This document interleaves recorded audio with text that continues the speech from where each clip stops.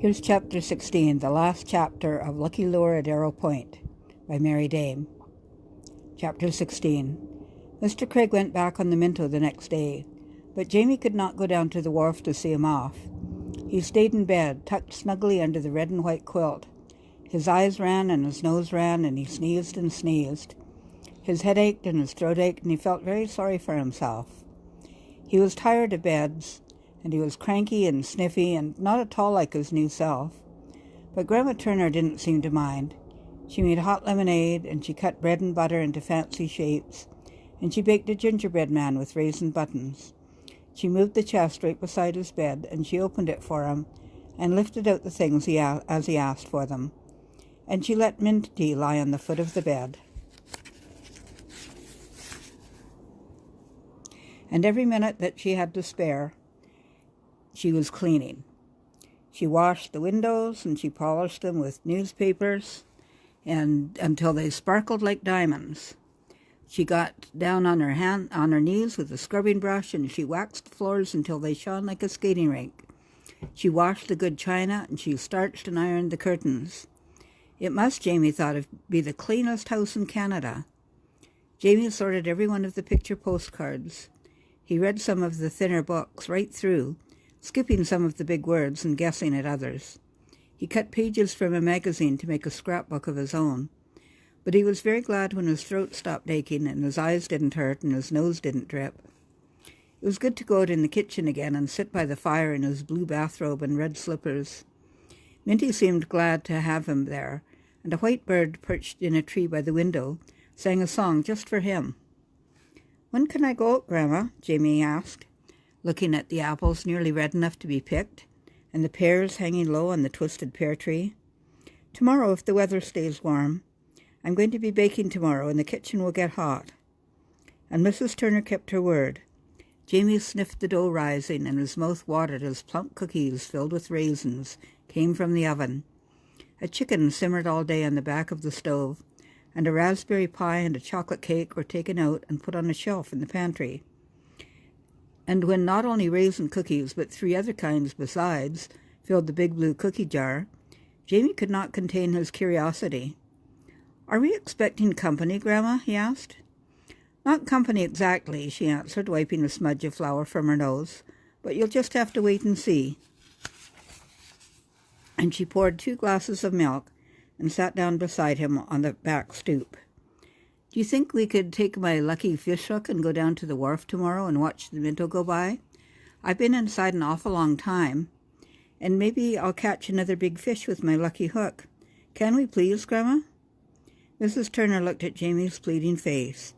He had been a good boy and stayed in bed when she told him to, and the house was clean and the baking was done. She smiled. "I couldn't think of anything nicer to do tomorrow. Now let's both get to bed early, for tomorrow's going to be a big day." Jamie wiped cookie crumbs from his mouth and got up obediently. Perhaps tomorrow he would catch an even bigger fish, and they'd have it for supper, and his grandmother would let him have all he wanted to eat of that pie. He yawned and said good night. Before they left the house, Jamie made his bed and hung up his clothes. He fed the chickens and brought in the kindling, and he polished his lucky hook until it shone. Somehow he felt that today was going to be a special, wonderful, adventurous sort of day, and he wanted to be ready. Just as they always did, Jamie pulled the old rocker from the shed, and Mrs. Turner sat down in it and took out her knitting. Jamie sat on the edge of the dock and dangled the line over the edge. Minty sat down beside him and watched. And then away off they heard the Minto whistling. Not the long whistle that meant she was coming into the dock, but short little toots. "Something must be wrong with the Minto, Grandma," Jamie exclaimed. "No, but something is very right, Jamie." Jamie looked puzzled. Grandma had certainly been acting strangely the last few days. Jamie kept on fishing as the Minto, tooting steadily, drew up against the wharf. And the minute the gangplank was down, a tall, thin, laughing man came running down it, waving and calling out, and right behind him, a pretty young woman laughing and crying at the same time.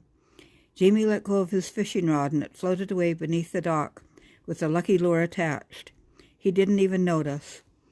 because he was being hugged and kissed and exclaimed over, and there was so much fuss and excitement that the men from the Minto unloaded some freight without him even knowing about it. "Something for you here, Jamie," shouted Captain Jones, and Jamie turned around to see on the wharf a brand-new rowboat. It was painted the brightest of reds, and a new pair of oars lay beside it, and on the side, in big white letters, was the name Jamie T. Jamie put one hand on the beautiful boat. "Is it really mine?" he asked his father, who was smiling down at him. "Yes, it's really yours, son. We're going to have lots of fun in it, aren't we?" Jamie nodded. This was a wonderful day. "It's big enough for Mother and for Grandma, too," he whispered. "Yes, and from what I hear, there'll have to be room in it for Minty. Mother and I had quite a time finding a boat big enough to carry him, too." Jamie knew his father was laughing at him, but he didn't care. "Our family's all together now, son," Jamie's father said quietly. "It's all together now, and it's going to stay that way." And he picked up Jamie and put him on his shoulders and led the way to Grandma's house, with Minty, barking joyfully, taking the lead.